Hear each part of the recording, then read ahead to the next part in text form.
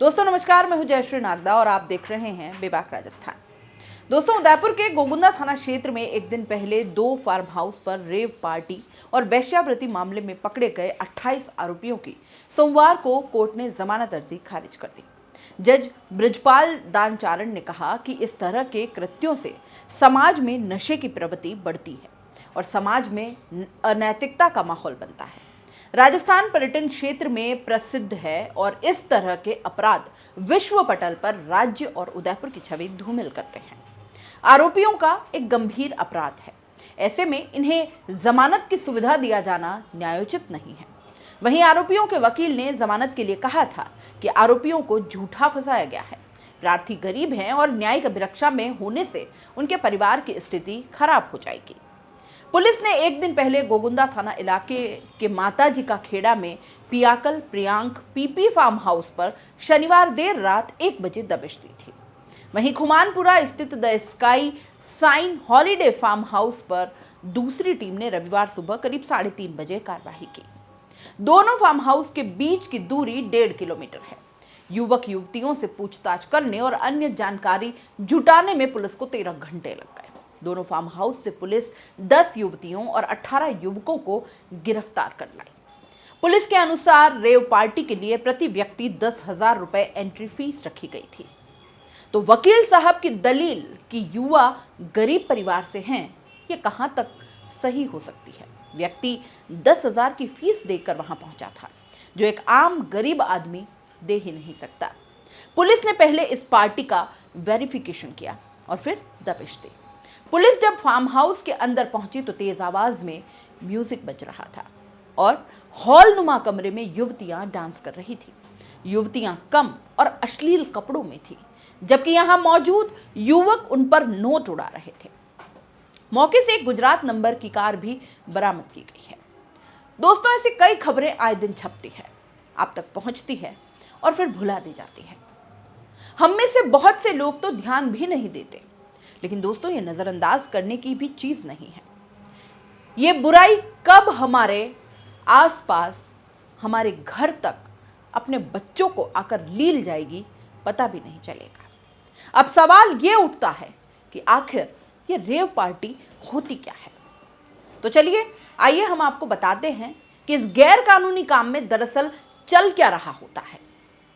Rave party शराब, drugs, music, नाच गाना और सेक्स का कॉकटेल होता है। ये पार्टियां बड़े गुपचुप तरीके से आयोजित की जाती हैं और इसमें जिनको बुलाया जाता है वे लोग पार्टी के बारे में सर्किट के बाहर के लोगों को जरा भी भनक नहीं लगने देते। नशीले पदार्थ बेचने वालों के लिए ये रेव पार्टियां धंधे की सबसे मुफीद जगह बन गई है।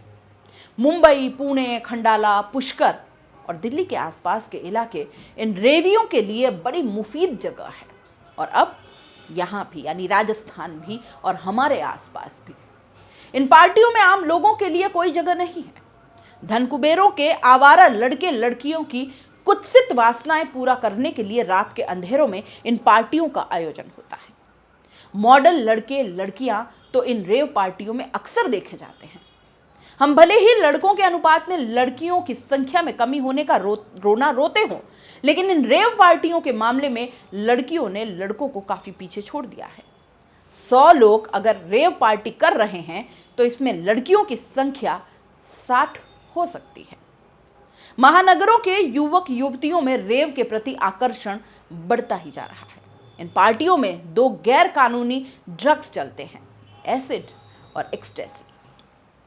इसे लेने के बाद युवा लगातार 8-8 घंटों तक डांस करते हैं। ये ड्रग्स उनमें लगातार नाचने का जुनून पैदा करते हैं। जिनके पास पैसे होते हैं वे एसिड या एक्सटेसी जैसे महंगे ड्रग्स लेते हैं। जिनके पास उतना पैसा नहीं होता वे हशीश या गांजा से ही काम चलाते हैं। अब यह चलन राजस्थान के उदयपुर या आसपास भी पहुंच चुका है। रेव पार्टियों में 20,000, 30,000, 60,000 वाट का म्यूजिक बजता है, सुपर फास्ट। इस तेज संगीत और नशे के मिश्रण से सारे बंधन टूट जाते हैं और मनुष्य अपने आदिम स्वरूप में आ जाता है। नाचते हुए इश्क ने जोर मारा तो कई रेव पार्टियों में उसकी व्यवस्था भी रहती है। रेव वेन्यू पर उसके लिए हट बनने लगे हैं। Swapping is also cool, you know. इसमें भाग लेने वाले बिंदास युवकों के लिए सेक्स और प्यार की नैतिकता कोई मायने नहीं रखती। बिग बॉस विजेता और यूट्यूबर एल्विश यादव के जरिए दिल्ली एनसीआर में होने वाली रेव पार्टियां तो याद होगी आपको। इन रेव पार्टियों में जमकर नशा होता है और नशा करने के लिए सारे नियम कायदे तोड़ दिए जाते हैं, ताक पर रख दिए जाते हैं, जैसे कोबरा और अन्य सांपों के विष से नशा करने की बात। अब तो यह भी साबित हो गया कि इन रेव पार्टियों में तरह तरह के सांपों से दंश लेकर भी नशा किया जाता है और उसके लिए राजस्थान या देश के कई हिस्सों से सांपों को पालने वाले सपेरे बुलाए जाते हैं, जिन्हें यहां आने और सांपों से कटाने के मोटे पैसे मिलते हैं। दरअसल ऐसा लगता है कि रेव पार्टी में नशे का कोई अंत है ही नहीं। यहां हर तरह का नशा आजमा कर हर तरह की मस्ती की जानकारी की जा सकती है। इसके लिए विदेशी लड़कियां भी पार्टियों में बुलाई जाती हैं। पुलिस आती है, 10 में से 2 जगह छापा मारती है, वहां मौजूद लोगों को पकड़ती है, आयोजक से पूछताछ करती है, लेकिन आज तक यह कहीं नहीं उजागर हुआ कि उन आयोजकों को सजा क्या हुई। ऐसे में कुछ सवाल तो यहां उठने चाहिए जो पूछने भी जरूरी है। जिम्मेदारों से मैं पूछना चाहती हूं कि उदयपुर में आयोजित इन रेव पार्टियों में प्रतिबंधित नशे की बिक्री कैसे हो पाती है?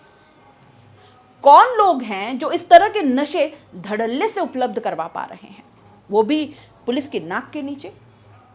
लगातार रेव पार्टियों का आयोजित होना भी क्या इसकी पुष्टि नहीं करता कि नशे का जो कारोबार है वो यहां फल फूल रहा है? इन पर लगाम क्यों नहीं लग पा रही है? जो आयोजक या वेन्यू मालिक इस तरह के आयोजन करवाते हैं, उन पर क्या कार्रवाई होती है? पुलिस और प्रशासन के पास इनको रोकने को लेकर क्या ठोस उपाय है? क्या इस तरह की पार्टियों पर पूर्ण प्रतिबंध नहीं लगाया जा सकता या नहीं लगाया जाना चाहिए? क्योंकि इसमें पकड़े जाने के बाद उन युवाओं का भविष्य वैसे भी बर्बाद हो जाता है। सवाल है, आप जवाब देना चाहें तो भी ठीक, नहीं देना चाहे तब भी ठीक, वरना फिर वही अगली बार वही रेव पार्टी, वही दबिश, वही नशे और वही जमानत।